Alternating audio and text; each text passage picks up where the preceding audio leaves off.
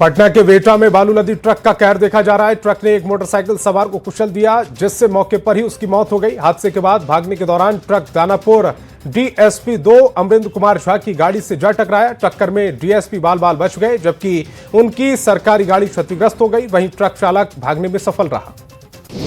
गोपालगंज के थावे मंदिर चोरी कांड का खुलासा हो गया। मुख्य आरोपी शरीफ साईं समेत 4 लोगों को गिरफ्तार कर लिया गया। चोरी हुए आभूषण की बरामदगी भी कर ली गई है। पुलिस लगातार छापेमारी कर रही है। अब पुलिस टीम को सफलता मिल रही है। एसपी विनय तिवारी ने खुलासा किया, 17 दिसंबर को मंदिर में चोरी की घटना हुई थी।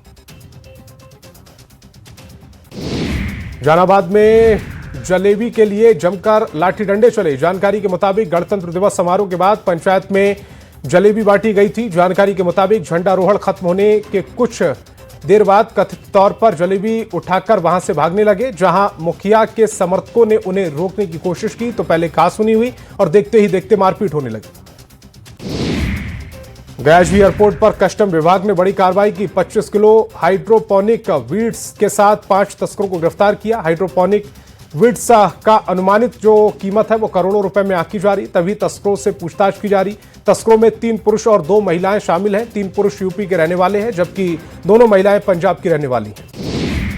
जहानाबाद की नीट छात्रा संवेदना मामले में एसआईटी ने कई युवकों का डीएनए जांच कराई है। गर्दनीबाग अस्पताल में मृतक के मामा भी टेस्ट कराया गया है। मामा ने एसआईटी पर सीधा आरोप लगाया कि पुलिस इस मामले को भटका रही है। परिवार और उनके करीबियों से ही अब तक डीएनए जांच के लिए ब्लड सैंपल लिए गए हैं, जबकि हॉस्टल संचालिका के दोनों बेटों से सैंपल नहीं लिए गए। जमुई शहर के बिहार मोहल्ले के एक लॉज से ग्रामीणों ने शहर 4 युवक और 3 स्कूली छात्राओं को पकड़ लिया। स्कूली छात्रा पॉलिटेक्निक के छात्रों के लॉज वाले कमरे में पहुंची थी। बाद में ग्रामीणों ने इसकी सूचना डायल 112 पुलिस को दी। फिर नगर थाना पुलिस ने 4 छात्रों को हिरासत में लिया। कटिहार नगर थाना क्षेत्र के दुर्गापुर गोडी टोला से जुड़े एक वीडियो वायरल होने के बाद पुलिस ने महज 24 घंटे के भीतर युवक को गिरफ्तार कर लिया है। युवक की पहचान किशन उर्फ बिट्टू के रूप में हुई है। युवक के पास से एक देसी कट्टा और 2 जिंदा कारतूस बरामद हुए। फरार आरोपियों की गिरफ्तारी के लिए छापेमारी की जा रही है। मुंगेर के तारापुर थाना क्षेत्र के साहू टोला में सरस्वती पूजा के दौरान शुरू हुआ एक मामूली विवाद झगड़े में तब्दील हो गया। 25 जनवरी को फोटो खिंचवाने को लेकर बच्चों के बीच कहासुनी हुई। जब बड़ों की एंट्री हुई तो मामला नियंत्रण से बाहर चला गया। एक पक्ष के लोगों के बीच जमकर मारपीट हुई, जिसमें 2 लोगों के घायल होने की भी बात सामने आई। मोतिहारी के एक बार फिर मानवता को शर्मसार कर देने वाला मामला सामने आया, जहां एक बुजुर्ग महिला को डायन का आरोप लगाकर पहले उसके साथ मारपीट की गई, फिर उसके शरीर पर मैला फेंक दिया गया। मारपीट में घायल महिला जब सदर अस्पताल पहुंची तो वहां शरीर पर मैला लगने की वजह से उसका वहां इलाज नहीं हुआ। मोतिहारी में एसिड अटैक पीड़िता के परिजन शासन प्रशासन से न्याय की गुहार लगा रहे हैं और स्पीडी ट्रायल कर आरोपी को फांसी देने की मांग कर रहे हैं। सोमवार को आरोपी प्रियांशु ने घर में घुसकर युवती पर तेजाब फेंका था, जिससे उसका चेहरा बुरी तरह झुलस गया। उसकी एक आंख की रोशनी भी कम हो गई है। हालत ऐसी है कि पीड़िता ठीक से बोल भी नहीं पा रही। भागलपुर में 3 साल से चल रहे भोलानाथ फ्लाईओवर के निर्माण के चलते स्थानीय लोगों का जीना मुहाल हो गया। ऐसे में अब गुस्साए लोगों ने सड़क पर उतरकर प्रदर्शन किया। दरअसल निर्माण कार्य ठीक ढंग से नहीं होने के कारण नाले का गंदा पानी आसपास के घरों में घुस रहा है। लिहाजा निर्माण कार्य में जुटी कंपनी के खिलाफ लोगों ने नारेबाजी की। पलामू पुलिस ने अवैध रूप से असेंबल मोबाइल बनाने वाले मिनी मोबाइल फैक्ट्री का भंडाफोड़ किया। पुलिस ने खाफ सरौना गांव में छापेमारी करते हुए भारी मात्रा में मोबाइल पार्ट्स बरामद किए हैं। इस कार्रवाई में पुलिस ने मौके से 300 से अधिक मोबाइल फोन जब्त किए। इसके अलावा मोबाइल बनाने और असेंबलिंग में उपयोग होने वाले उपकरण, बैटरी, स्क्रीन और जब्त कर लिए गए। धनबाद सदर अस्पताल में कार्यरत कर्मचारियों को आवास नहीं मिलने से नाराजगी बढ़ती जा रही है, जिसे लेकर महिला कर्मचारियों ने सिविल सर्जन कार्यालय के सामने जमकर हंगामा किया। पीड़ित परिवार का आरोप है कि अलॉटमेंट के बाद से उनके वेतन से क्वार्टर का किराया भी लगातार काटा जा रहा है। इसके बावजूद उन्हें रहने के लिए आवास उपलब्ध नहीं कराया जा रहा। भोजपुर जिले के राजन इंडेन गैस एजेंसी के मुंशी रमा चंद्रकांत सिंह ने पिस्तौल के बल पर 55,000 रुपए की लूट और फायरिंग की घटना को पुलिस ने सुलझा लिया है। जानकारी के अनुसार चंद्रकांत सिंह गैस गोदाम से घर लौट रहे थे। इसी दौरान 3 मोटरसाइकिल पर सवार बदमाशों ने उन्हें घेर लिया और हथियार का भय दिखाकर 55,000 रुपए लूट लिए और फायरिंग कर फरार हो गए। पूर्णिया में लड़की को लेकर 2 पक्षों में हुए विवाद में समझौता कराने गए एक बड़े गल्ला व्यवसायी सूरज बिहारी की दिन दहाड़े गोली मारकर हत्या कर दी गई। घटना मरंगा थाना क्षेत्र के वसंत विहार की है। गार्ड प्रेम सिंह ने कहा है कि सूरज बिहारी समझौता कराने गए थे। जहां लोगों ने बात कर रहे थे तभी दूसरे पक्ष के लोगों ने फायरिंग कर दी।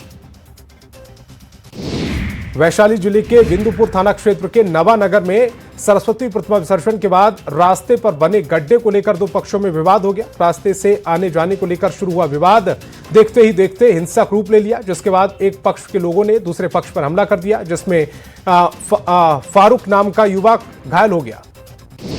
सीतामढ़ी जिले के कानून व्यवस्था और प्रशासनिक अनुशासन को लेकर एक गंभीर मामला सामने आया। सोशल मीडिया पर वायरल एक वीडियो में देखा जा रहा है कि गणतंत्र दिवस परेड में डीएम और एसपी के लिए आरक्षित सरकारी वाहन पर सवार होकर रील बनाया जा रहा है। फिल्मी अंदाज में एक लड़की वीडियो शूट कर रही है।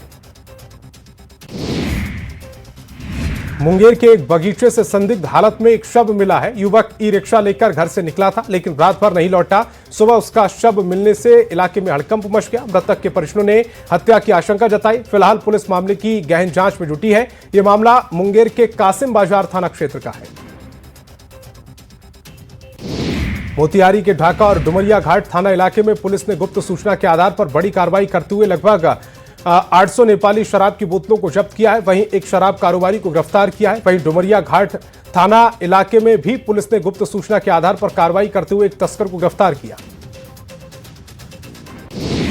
जमशेदपुर से 14 दिन से लापता कैरव गांधी सकुशल घर लौट आए हैं।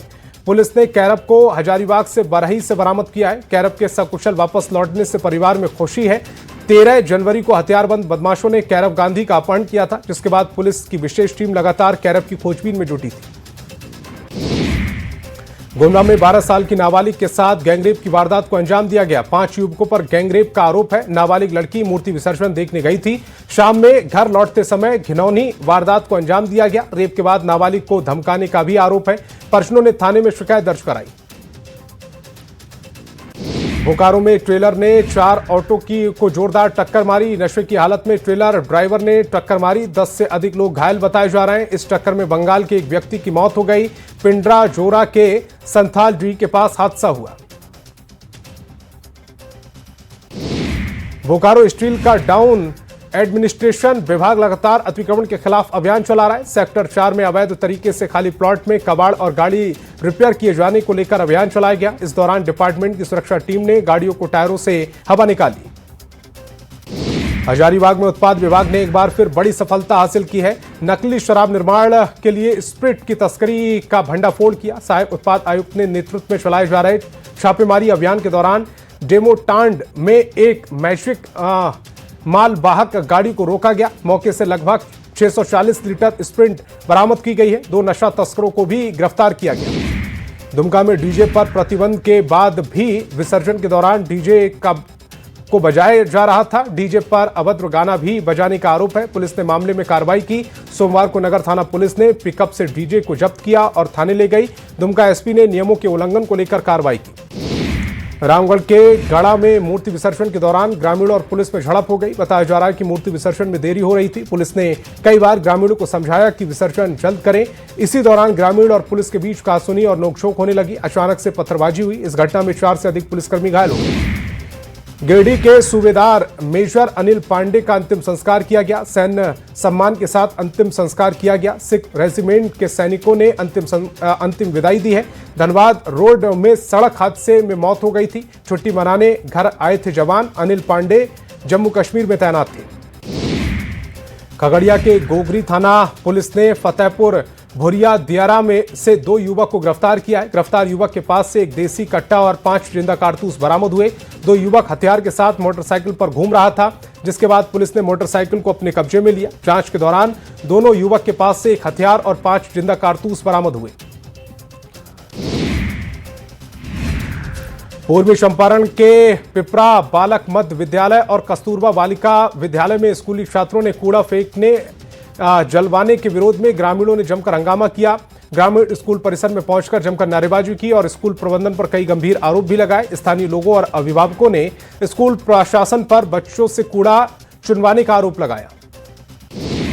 औरंगाबाद में ट्रक और ऑटो की टक्कर में एक महिला की मौत हो गई। वहीं आक्रोशित ग्रामीणों ने जमकर हंगामा किया। घटनास्थल पर ही सड़क को जाम कर दिया गया और मुआवजे की मांग की गई। घटना NH 139 पर दाऊदनगर थाना क्षेत्र के DAV स्कूल के पास की है। सूचना पाकर मौके पर पहुंची पुलिस ने गुस्साए लोगों को समझा बुझाकर किसी तरह शांत कराया।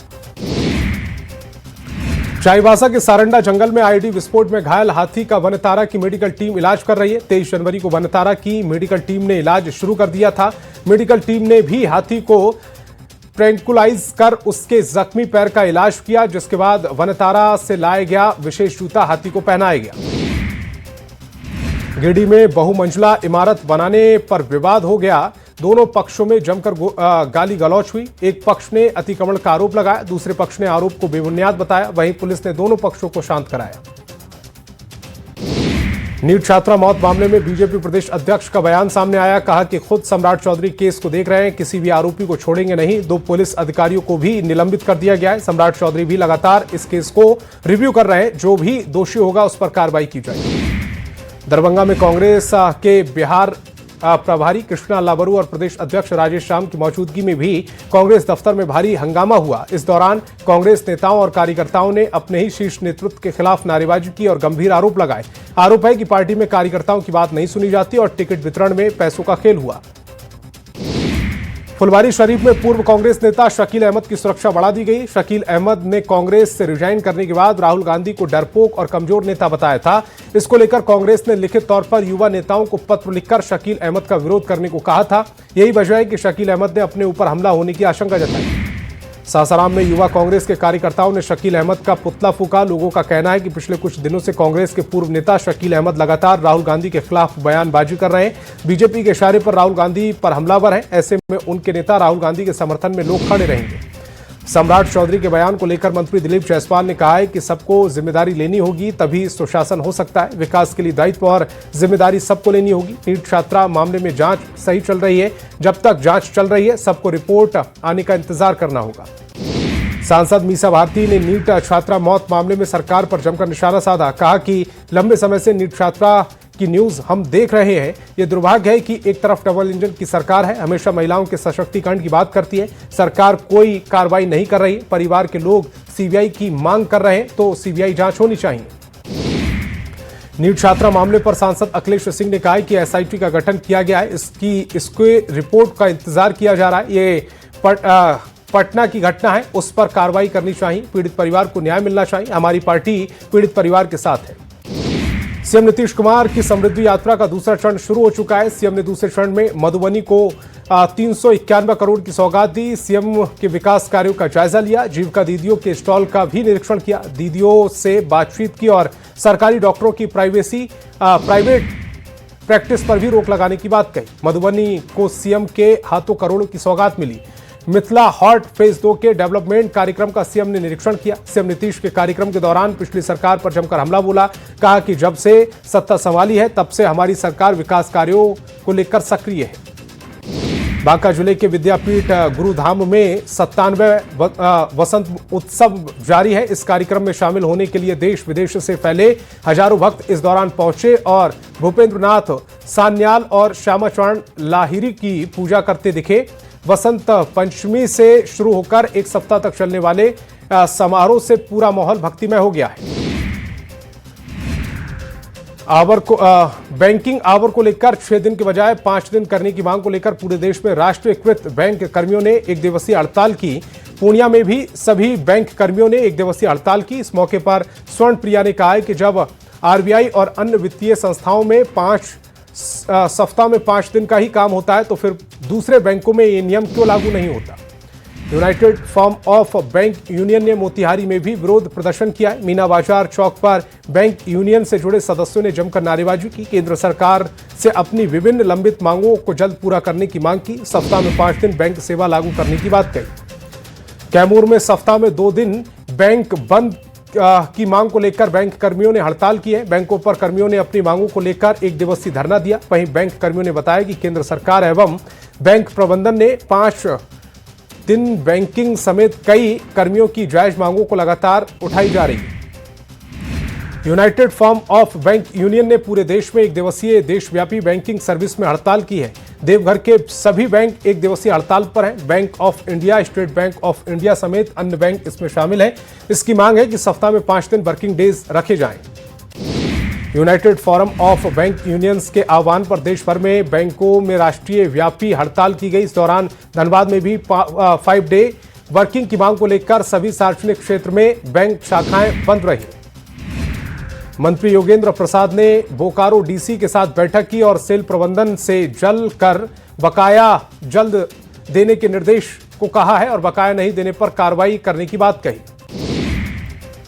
झारखंड में नगर निकाय चुनाव की घोषणा हो चुकी है। 23 फरवरी को चुनाव और 27 फरवरी को मतगणना होगी। निकाय चुनाव की घोषणा के साथ ही राजनीतिक दल इसकी तैयारी में जुट गए।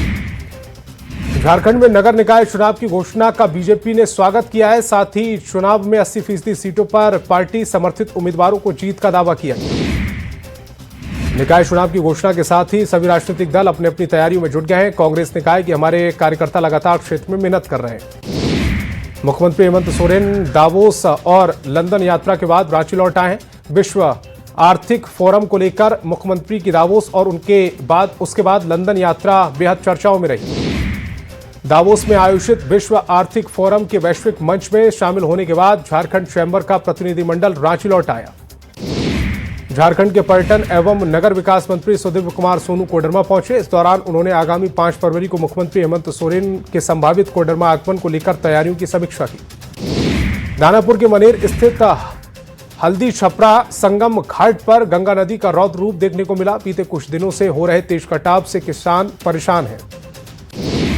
नालंदा जिले के उद्यान महाविद्यालय नूरसराय में मंगलवार को एनएसडीसी ने भूकंप रोधी भवन निर्माण को लेकर 10 दिवसीय ट्रेनिंग दी गई है, जिसमें प्रथम फेज में नालंदा जिले के 12 प्रखंड के 350 राजमिस्त्री ने भाग लिया। गणतंत्र दिवस के मौके पर सिमडेगा में 5 दिवसीय ऐतिहासिक गांधी मेला आयोजित किया गया। कृषि विकास मेला सह प्रदर्शनी का आयोजन किया गया। झारखंड में निकाय चुनाव की घोषणा के बाद गुमला डीसी प्रेरणा दीक्षित ने प्रेस वार्ता की। नगर परिषद चुनाव को लेकर जानकारी दी। सासाराम में कृषि मेला का आयोजन किया गया। इस दौरान किसानों ने फल फूल एवं सब्जियों का भी प्रदर्शनी लगाई। आरा के पीरों में एनडीए कार्यकर्ता सम्मान सह अभिनंदन समारोह का भव्य आयोजन किया गया। कार्यक्रम के दौरान स्वदेशी आंदोलन और महान समाज सुधारक बाबा बीबीजी राम के विचारों पर विस्तार से चर्चा की। कोडरमा जिले की राजनीति में 5 फरवरी को एक बड़ा सियासी बदलाव देखने को मिला। पूर्व जिला परिषद अध्यक्ष शालिनी गुप्ता आगामी 5 फरवरी को मुख्यमंत्री हेमंत सोरेन के संभावित कोडरमा दौरे के दौरान जेएमएम की सदस्यता ग्रहण करेंगे। धनबाद में 3 फरवरी को मैट्रिक और इंटरमीडिएट की परीक्षा शुरू हो रही है। परीक्षा शांतिपूर्ण तरीके से कराने को लेकर जैक बोर्ड ने दिशा निर्देश जारी किए।